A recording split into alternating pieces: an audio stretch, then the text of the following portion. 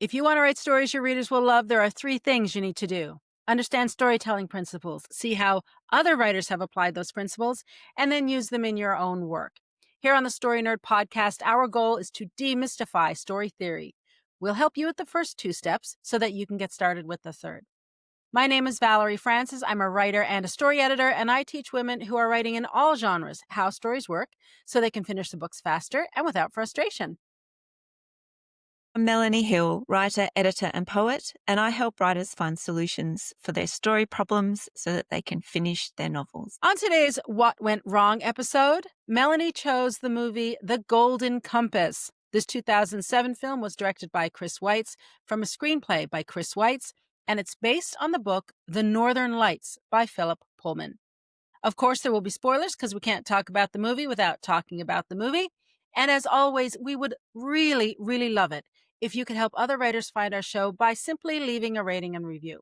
Apple Podcast listeners, it's really easy to do on your phone. Just go to the show's landing page, scroll to the bottom, click the stars. It really is that simple, and it helps us out tremendously. Okay, Melanie, The Golden Compass. Why did you choose this one this week? All right, well, I chose this one this week because when it first came out, so the movie when it first came out, I was quite disappointed with it. And I had read the trilogy before I saw the movie. And the reason I chose it today was because it is pretty much scored about 50% on Rotten Tomatoes, right? So it's very much middle of the road. And our previous episodes have focused on some pretty bad movies where it's kind of easy to say everything is wrong with this movie. But The Golden Compass, because it is middle of the road, requires a little bit more thinking and thought about finding out what's wrong with it or why didn't it get higher than that and why didn't it resonate with audiences. So, and one of the fascinating things about this movie is that there are some very good actors in it and their performances are excellent. And I particularly enjoyed Nicole Kidman as Mrs. Coulter. I thought she was excellent as a bit of a villain, but it still wasn't enough for this movie to score well. So I thought it would be a little bit harder for us to go and have a look at why this movie to have a look at what went wrong. Now, it's not going to surprise anybody when I say that the books are much better than the movie. And if The Golden Compass had received better reviews, then there were two more movies to make, right? Because there's actually, not surprisingly, it's a trilogy, so there's three books altogether, but it didn't even get a sequel. So why? So find this interesting. So why didn't it get a sequel? And well, I think that there's a number of reasons, but I'm going to focus on three main ones. And the first one is the protagonist, then the world building, and then the ending. And I've got a subheading there for the ending is stop dumbing things down for kids, because this is one of my soapbox issues. I really hate stories that dumb things down for kids. Now, let's start with Lyra, right? The protagonist. Now, I found her in the movie incredibly annoying. And I think the problem was I had no empathy for her or with her. And this frustrated me a great deal because she should be easy to empathize with. She's an orphan. She's been closeted at Jordan College. And she has some good friends in Billy and Roger, right? Now, I think my problems with Lyra stem from a couple of things. And the first one is how she speaks to Pan, her demon. In fact, in this world, the demon is a person's soul, and in children, its form can change to reflect the child's mood. Now, Lyra is actually very dismissive of Pan and often goes against what Pan wants or advises. So Pan and Lyra are like two separate entities, but the other people and their demons appear more aligned in their personality. And so I found that quite difficult to reconcile, particularly because the other characters had a very different relationship with their demons, and she seemed to be quite negative and contradictory towards or contrary towards Pan. Now, Lyra is also fortunate. And what I mean by that is that she doesn't struggle very much. Yeah, sure, bad things do happen to her. So, Mrs. Coulter tries to take the alethiometer, and Lyra is hunted in the streets of London. But it's not too bad because the Egyptians come to her rescue. Then she's abducted and taken to Ragnar, the Bear King, his court, where she very quickly tricks him, and eventually he loses his life and his throne because of her. Now, this is like the so what of that and how that happens. It's just very easy. There's just no consequences, no real fallout of that, in my opinion. Now, even Mrs. Coulter, who is the villain, rescues Lyra and Pan from the intercision machine, albeit this is the closest Lyra comes to a life-threatening situation, or her life is in danger. So all of these obstacles that are placed in her way, or these situations that are difficult and uncomfortable for her, are resolved very easily. So again, I think that inhibits the development of empathy for her as a character. And it's also a problem because there is very little tension in the movie. Now, if everything works out for Lyra, then we aren't left wondering what's going to happen or how will she get out of this?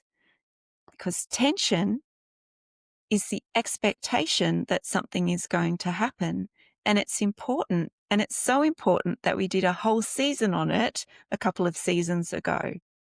So without tension, a story won't hold a reader's attention or a viewer's attention for that matter. Now, I'll give you another example.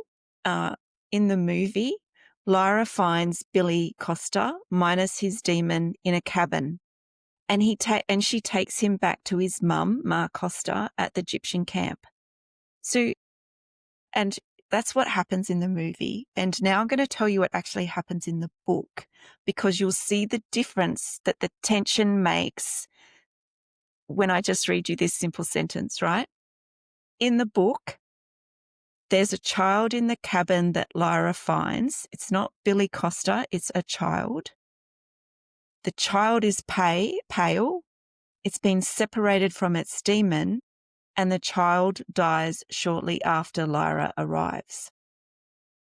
And it is the result of intercision. And so what that does is it increases the stakes for Lyra, especially when she is put into the intercision machine, because that is a life and death situation that was set up in the book by that meeting of the child and the child dying. The fact that Billy Costa goes back to his mum is nice, but what it does, it is removes the tension and the stakes for Lyra when she gets put into that machine. Now, this happens a lot in the movie, and I'm going to talk about the softening stories in my third point, so just wait for that.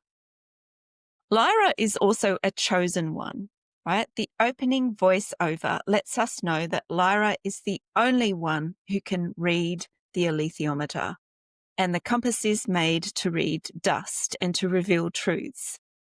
But so what? Right? So what? Now, there are prophecies about Lyra which are hinted at by the master of Jordan College, the Egyptians, and also Serafina Pekkala, who is a witch. But we don't know what Lyra has been chosen to do. And because we aren't clear about what the real threat is or what's at stake if the chosen one fails, then it creates a problem in the story. But what we do know then becomes more important. So we know that Lord Asriel and the Magisterium are searching for dust, but we have no idea about how or why Lyra is important to their quests. And if she is a chosen one, then the storyline for that particular type of character is usually linked to the survival of humanity or the world as we know it. So it's quite a powerful setup to have a chosen one in your story. But if you don't then fill in the detail, then it actually removes tension and stakes. And it's just, I think, poor storytelling. Now, the search for dust and indecision do link to Lyra's destiny, although it is unclear throughout the whole movie how that works. That is actually not the case in the book. So that's what I'm comparing a lot of this movie to. But this brings me to my second point about world building. The world in the Northern Lights is fascinating. And also in the Golden Compass, it's visually beautiful, right? So there are elements of 1920s steampunk mixed with Edwardian sensibilities and also a bit of a Spanish Inquisition style magisterium. So that is really rich in terms of world building. There are also demons, and they are, I think, wonderful and fascinating in that world. So there is so much to love about this world and fall into. But what isn't clear is the politics between the scholars, Lord Asriel, the magisterium, and Mrs. Coulter. So that is very vague. And this makes it difficult to understand what's going on and what motivates these people and organisations. There's also the clans, like the Egyptians, the Panserbjorn, the witches, and other groups of people. So we don't know why they are separate and what is the friction between them. And this isn't clear, and it's very distracting because the viewer is trying to work out the who and the why and the how they work together of these, how these groups work together instead of actually following what's happening. So, for example, the first time Lyra's role in future events is mentioned, the master says he knows because of the witches, right? Later on, shortly, not too long after that, Fra Pavel, who is an official from the magisterium, talks to Mrs. Coulter about the prophecy of the witches. So then the natural question is, who are the witches and what do they do and how do they know this? Then Serafina Pekkala, a clan queen of the witches, appears and tells Lyra that she is glad that she's lived long enough to see her and meet her. But in all of that, we are still no closer to knowing more about the witches, more about the prophecy, why it matters, and what would it mean if Lyra was the chosen one or the child in the prophecy. Now, the beauty of the books, I think, is in the world building, and Philip Pullman is a great writer. And the world building offers the reader a chance to understand the story and the world without some of this clunky dialogue that we get in the Golden Compass. Now, I'm not going to touch dialogue, but it is very clunky. Take my word for it if you're not going to watch it. Now, from our previous study in world building, the more distant the world is from the primary world of the reader, the more world building is required. Now, world building doesn't need to just be exposition. It can be done and created via the protagonist meeting new people and experiencing events for the first time. Now, there are reasonable examples of this in the Golden Compass. So one of those examples is the alethiometer, right? This is a new device that Lyra's never seen before. So it's natural that the master tells her about it and what it's made for and what it's made from. However, giving it to Lyra before she goes with Mrs. Coulter and then telling her not to let Mrs. Coulter find it seems ridiculous and illogical. It's just I thought the logic of that doesn't make sense to me. Now, the world building in general takes time, and perhaps a 2-hour movie isn't the best format for this type of story. And finally, my last point, which is the ending. So having read the books and comparing the first novel to the movie, The movie has been dumbed down and abbreviated. And throughout the movie, we understand that Mrs. Coulter and the Magisterium are the antagonists. And Lord Asriel is portrayed as a heroic figure who Lyra goes in search of, particularly as he ventures out from the college and goes up to the North Pole, basically, to find something. We're not really clear in the movie what that is, but he's on a search.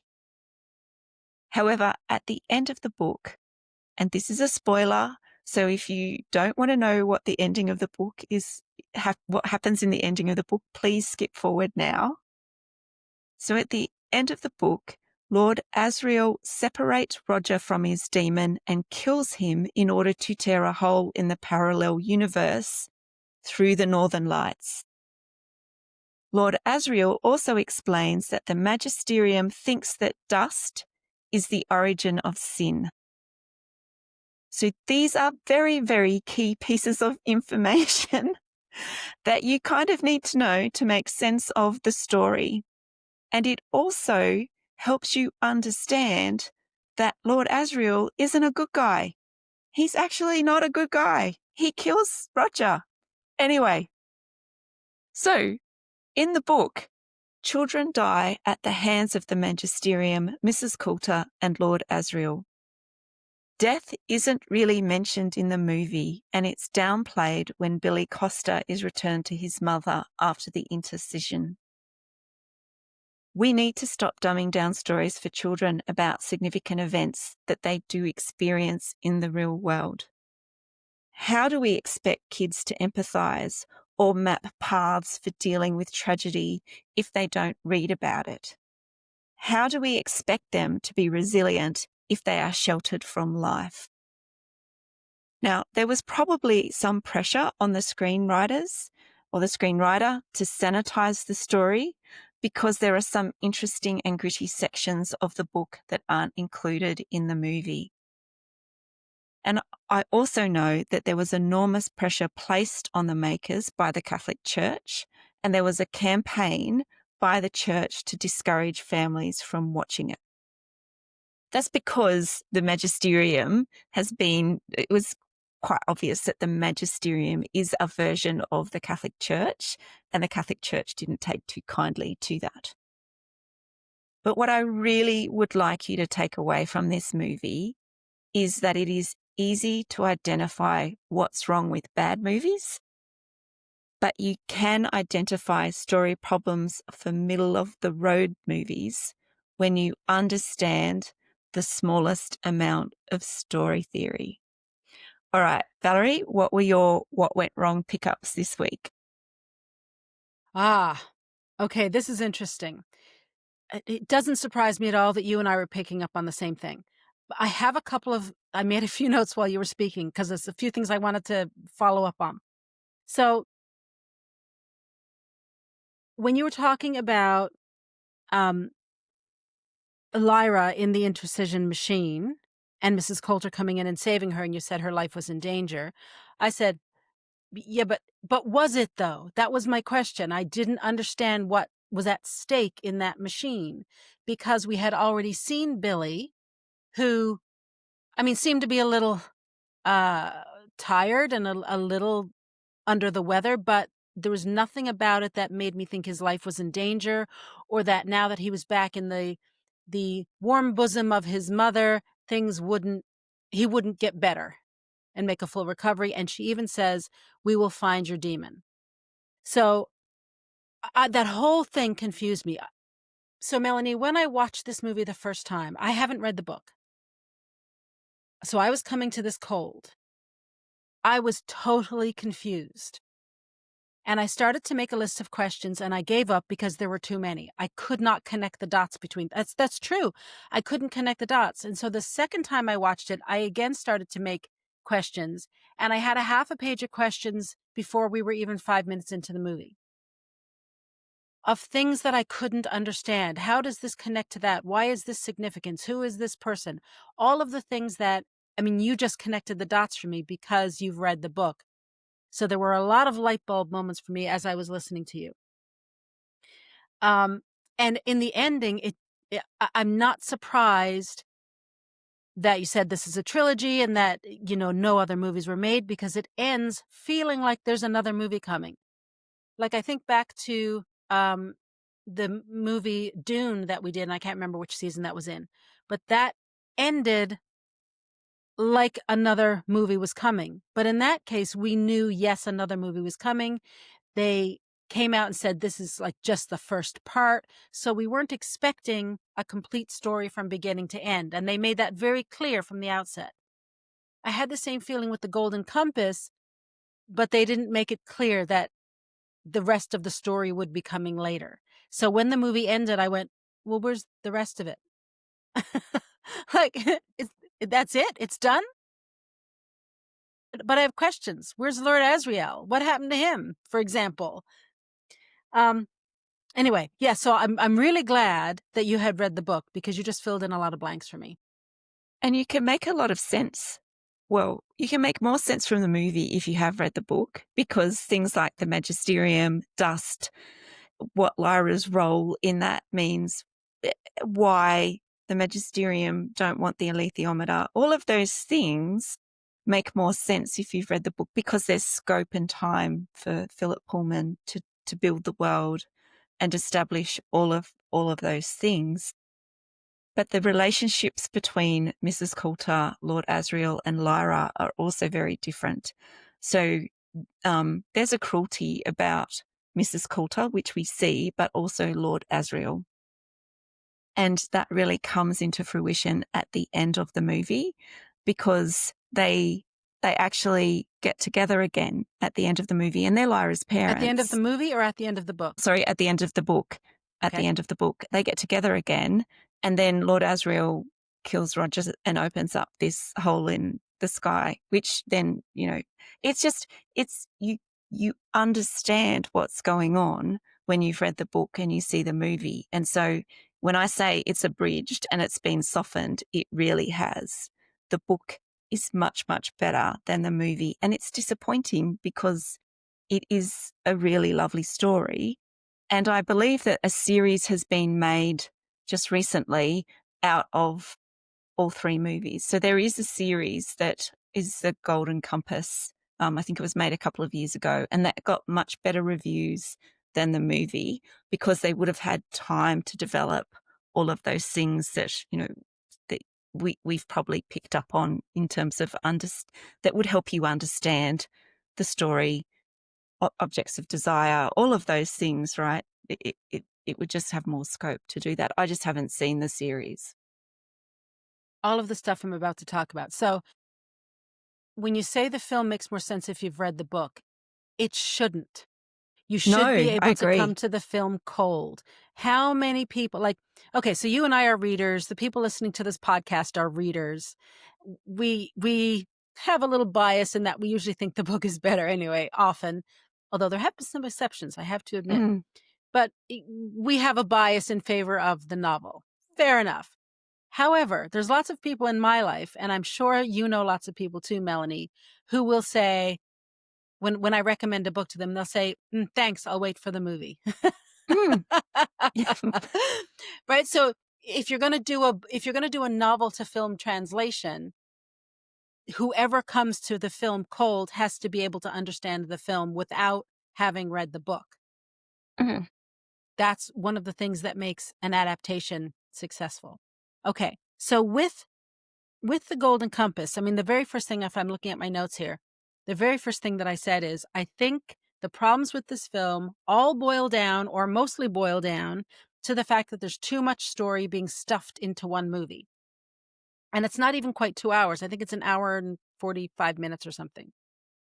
And again, I'm only going to talk about the film because I haven't read the novel, so that it gives me a really good, fresh take on the movie. And like I said, I was completely confused.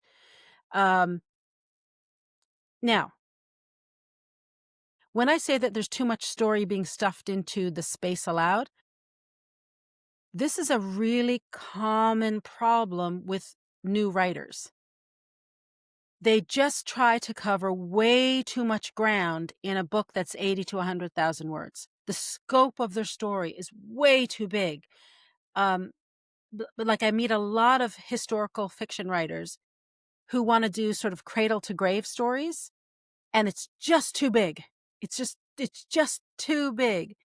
And what they're really trying to do is write a trilogy in one book or maybe a 5-book arc in one book.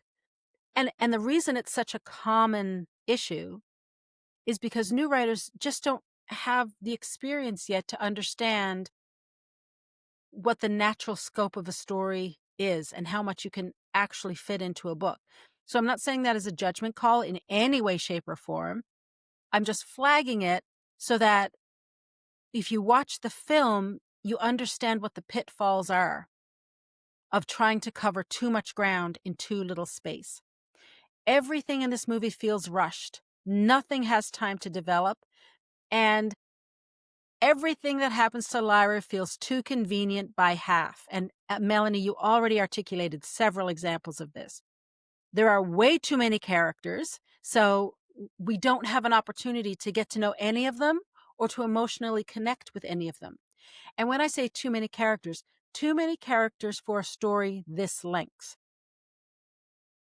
When you are writing a fantasy trilogy, or like a space opera or something like that, that is expansive in nature, you are going to have a large cast of characters. But that's that style of writing. And it's very different than this style in writing. It's the difference between writing a 7-book fantasy series and writing a novella.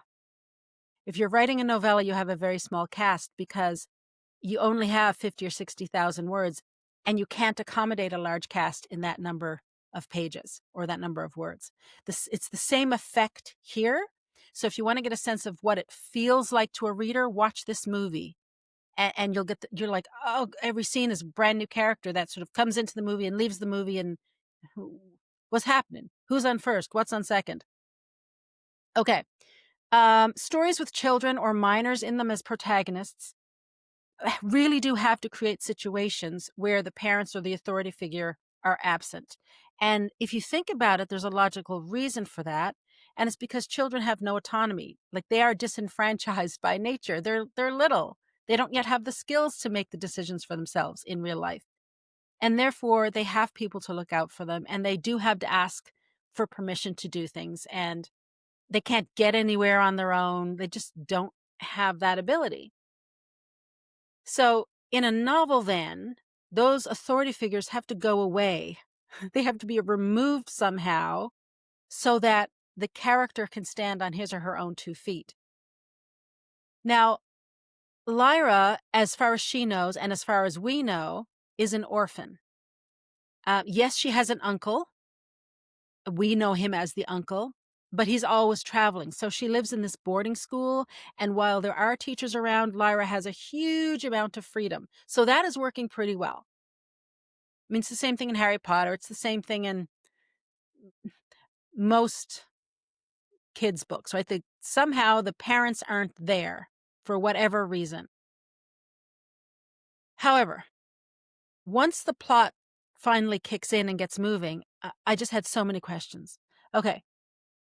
Now, let me just pause here for a minute, because questions in and of themselves are not a bad thing. When questions arise as a result of curiosity, that is excellent. That is narrative drive working as it should. The reader is wondering what's going to happen next. And that's the level of storytelling that we're striving for. That's the goal. But when questions come up because the reader is confused, or in this case, the viewer, like me, is confused, the story's in big trouble. And like I said, I had a whole lot of questions because I was confused. I couldn't follow it because I hadn't read the book. So, like, for example, who's the narrator in the beginning? Who is that? Is it the witch? I don't know. Maybe. Is it Seraphina? Not a clue. Not a clue. It's never answered. It's just this female voice that pops in, dumping a whole bunch of exposition and then evaporating from the story. In the opening bit where Billy is chasing Roger and Lyra, he wants Lyra to hand over Roger. Why? It turns out that they're friends. So what was all that preamble about? Is this just a game they play? I mean, it's an awful lot of film time in a short film, an hour and 45 minutes or whatever it is. An awful lot of film time is dedicated to setting Billy up as a villain, only to immediately destroy all of that tension by establishing them as friends. Billy will all of a sudden smiles and laughs, and Lyra and Roger smile and laugh, and they say, all right, we'll see you later. All tension has drained from the movie at that point. I was ready to bail at that point, and that's in the first couple of minutes, because I thought, you've just wasted my time. That was exactly the feeling I had. Someone, yes, will turn off a film or a TV show, but watching a movie or watching a screen is a very passive activity, and it actually takes action for someone to turn it off. So someone watching a screen is more likely to sit there passively and continue watching the screen. Reading a book is an active thing. It requires a reader to work, to actually work to read the words, work to visualize the events and the world and all that kind of stuff. It's much harder to read a book than it is to watch a screen. So at any point in your novel, if the reader thinks you've just wasted my time, they're done. They are not coming back to your book. They're putting it down and walking away. I know that sounds harsh, but that is the truth, because they don't have to read your book just because you wrote it. They don't have to. All right. In the scene where Lyra and Pan go to the council room, this is all in the first few minutes. So they're not allowed in that council room. I was wondering, well, what happens if they get caught? I was wondering, why does Lyra keep hiding from her uncle, who turned out to be her father, only to come out when he's about to drink the poisoned wine? And then why does this uncle father tell Lyra to go back into the cabinet? I'm like, what's going on? I don't understand why any of this is happening. Other questions I have. Why have Lyra's parents, 1, left her at the school, and 2, hidden their identity from her? They're masquerading as Mrs. Coulter and her uncle, Lord Asriel. So why is her father saying that he's her uncle? I don't know. Why is Mrs. Coulter saying, oh, I met Lord Asriel once? No, you didn't just meet him and have an academic discussion. You had sex with the guy. Right? Like, at the end when she reveals that Lord Asriel's the father, I'm like, what? I felt had there, and I didn't appreciate it. What happened to Lord Asriel? At 42 minutes, he's attacked, or maybe he's killed. We don't know. He's just gone, never to be seen or heard from again. And my question is, what exactly is the problem with dust? I watched it a couple of times trying to find the answer, and the one I came up with I thought I got right. Now, having listened to you, nope, not what I got at all. What I thought was, the problem with dust is that it makes people think independently. When I watched it the first time, I had no idea what the significance of the dust was. And I was paying attention. I really was. It's only after multiple viewings that I thought, oh, okay, people think independently. And I think the demon is the conduit through which the dust flows. Maybe that makes sense because the demon is the person's soul that exists outside their body. So maybe if you remove the demon, the person will be a soulless zombie who just follows the magisterium and does what they want them to do. It wasn't at all clear on the first viewing, and as it turns out, wasn't clear after multiple viewings because I totally got it wrong. I like what's in the book a lot better. That is far more interesting, far more compelling. Another question I had is about the demons. They say that the demons are the person's soul existing externally to the body. Okay, I can follow that. That's all in the exposition voiceover in the beginning. No problem. But then I wondered what happened when the demon is killed. And I said, here, I'm going to read my notes. Obviously, it doesn't kill the person because Billy is still alive after his demon has been killed or removed. I mean, I assume it was killed and it is not a soul wandering around in need of a body. because remember, the bears want a demon. So this was another question I had. The bears do not have demons external to their body, so presumably their souls are internal. So do they want two souls? I have no clue. Totally confused. And Melanie, I can see you here on the video shaking your head. Clearly, this is explained in the novel. It's not explained in the movie. It's just confusing. I thought maybe there was a soul wandering out there in need of a body, because when Billy shows up with his mother, Ma Costa says to her son, "You'll be fine. We'll find your demon." So then I'm like, well, what is this weird box thing? Like, so then what does this box thing that they're in that separates the demon from the person, what does it do? I didn't know. And I didn't understand that the demon changed form according to the child's mood. That was never made clear. So then my biggest question, Melanie, and you already honed in on this too. The biggest question I had was about the compass itself. Why did the master give it to her? Exactly like you, if Mrs. Coulter is the one person who can't have it, why are you giving it to her when she is leaving with Mrs. Coulter? Surely the compass has been safe in the school to this point. Leave it there. Mrs. Coulter clearly doesn't know it's there, or she wouldn't be bothering with Lyra. She would just be trying to get the compass. If that is the MacGuffin. It's not a MacGuffin at all. My question is, why can Lyra read it? She just can intuitively read it.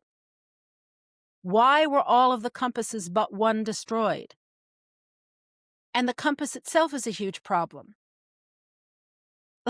So she's given this compass and said, don't let Mrs. Coulter see it. Like, whatever you do, Lyra, don't let her see it. And then she just starts flashing it around everywhere. Like, sister, keep it in your pack. Keep it in your bag. Don't go whipping it out every 5 seconds and showing it to everyone. The compass also solves all of the problems that Lyra encounters. This is a massive world-building issue. I love stories with magic in them. This is one of the reasons I love fantasies and love fairy tales, and I love magical realism. That just tickles my fancy. However, the magic cannot be a cure-all. It can't solve all problems. Why? Because if it solves all the problems, it bleeds all the tension out of your story. If you drain your story of tension, you lose your reader because there's no conflict. I feel like I should just say ditto to everything Melanie just said, and then I would be done. It would make for a much shorter episode. Okay. The compass is also a really great example of the problem with setups and payoffs in this film. So Lyra gets the compass and is told not to tell anyone, but she does so, and so what? What are the ramifications? The master specifically says, and this is a quote, "The golden compass was given to the college by Lord Asriel a year ago, and now I'm giving it to you. I think you are meant to have it. But Lyra, keep the alethiometer to yourself. It is of utmost importance that Mrs. Coulter does not know that you have it. Do you understand me? Of the utmost importance." Okay, so why did Lord Asriel give it to him a year ago? Why is he giving it to Lyra now? Why does he think she is meant to have it? Why can't Mrs. Coulter have it? And why does Lyra keep flashing it around? And then at 30 minutes into the film, Mrs. Coulter's demon actually has the compass in his hot little hands. And so what? What are the consequences of that? What is at stake? No clue. It's a huge setup. It does not pay off. The object of desire comes too late. What does Lyra want?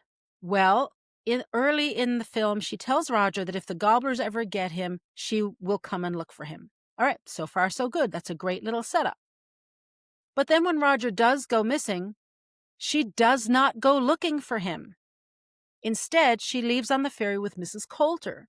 She seems perfectly happy with Mrs. Coulter until Mrs. Coulter wants the compass. And at that point, Lyra runs away, and it's only then that she says to Pan, we've got to go find Billy and Roger. She doesn't seem concerned. She's not worried about Roger at all. Now, in fairness, she doesn't realize that they're actually snatched by gobblers until shortly before she goes missing, or until shortly before she runs away from Mrs. Coulter. But that's really late. That comes at about 32 minutes into the film. That's about 31% into the story. So a lot of precious screen time, of storytelling's time, has been wasted up front. This is when Lyra is finally setting out on her journey. This is when the object of desire is now starting to drive the plot. Because a plot is not just a series of stuff that happens, right? All right, then the other thing I've got highlighted here is how convenient everything is. And Melanie, you touched on this as well. Before Lyra can even get started on her journey, she's found by Ma Costa, who conveniently has been following her and watching over her.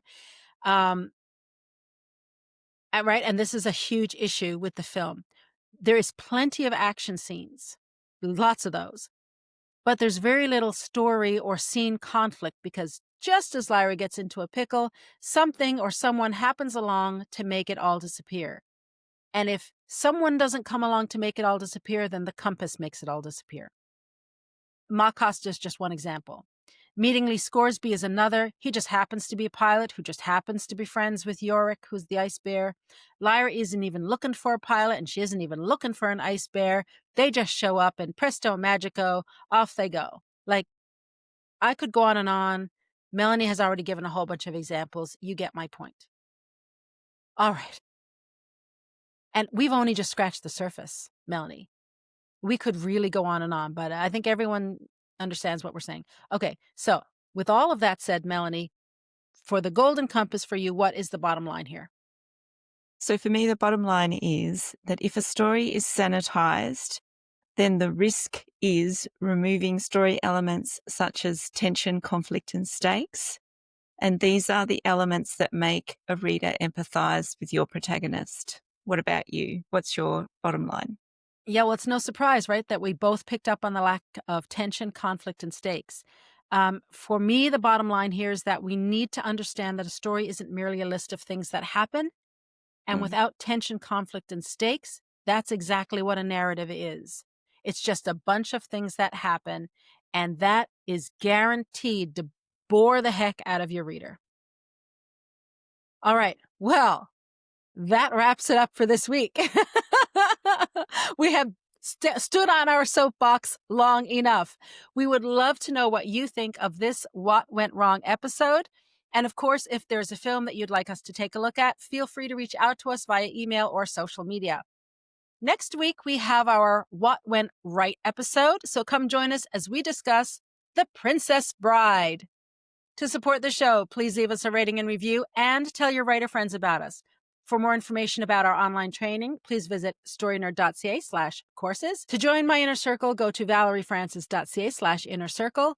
And for tips about books to help you read like a writer, go to Melanie's website, melaniehill.au. And remember, story theory doesn't have to be difficult. It's a tool to help you write more, not less. So take it one step at a time and have fun.